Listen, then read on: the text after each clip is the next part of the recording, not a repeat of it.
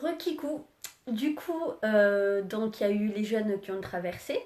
Suite à ça, il me demande bien entendu de faire une manœuvre et il choisit un créneau. Donc on entre dans un parking, il me montre l'endroit où je dois me garer. Et en fait, je me gare, ok, pas de souci du premier coup. Sauf qu'en fait, moi j'ai remarqué que sa portière était trop proche de la voiture d'à côté.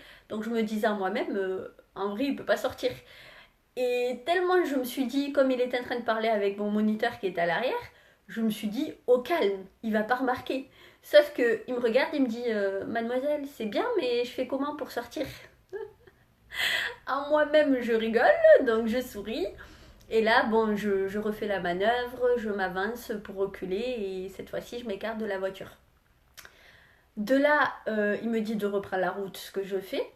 On arrive à un rond-point. Sauf qu'en fait, quand tu es en auto-école, on t'apprend à avoir le panneau du rond-point. Je vais m'expliquer. Donc, admettons, toi, tu es sur la route. Donc, si la deuxième sortie, elle est de ce côté-là du rond-point, dans la seconde partie, on te dit de te mettre à l'intérieur. D'accord? De ne pas aller à l'extérieur. Parce que normalement, quand tu vas tout droit, tu vas à l'extérieur. Mais si la sortie, elle est dans le seconde partie du rond-point, tu dois te mettre sur la première voie, la plus à l'intérieur. Et en fait, moi, dans ma logique, il me dit, mademoiselle, on va aller tout droit. Je vois le panneau, la sortie, elle est là. Donc, je me place pour me mettre dans cette voie-là. Donc, je fais mes vérifications. Il me dit, non, mais je viens de vous dire qu'on va tout droit. Donc, moi, je dis rien parce qu'en fait, le jour du permis, on te dit, tu dis rien. Quoi qu'il te dise, il a raison. Du coup, je me tais et tout. Et en prenant le rond-point, je lui dis quand même, oui, mais la seconde partie, elle était de ce côté-là du rond-point. Lui me dit, oui, mais j'ai insisté, je vous ai dit, on va tout droit. Donc de là, je dis rien, on continue et tout.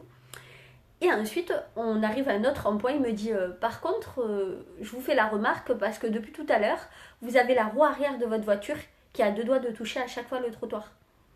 Je le regarde, je lui dis, ah bon? Il me dit oui.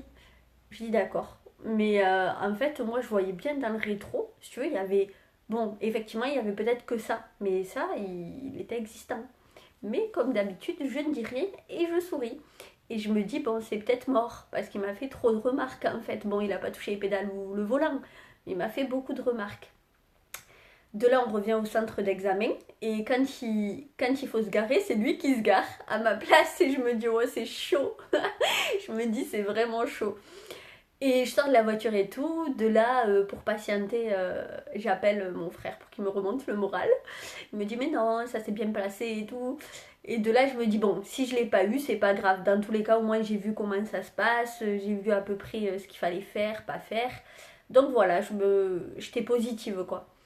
Et suite à ça, 2 jours après, l'auto-école m'a appelé en me disant que j'avais eu mon permis. Donc j'étais plutôt heureuse. Mais tout ça pour dire, en gros, faut pas trop se faire de films parce que l'issue, on la connaît pas, quoi.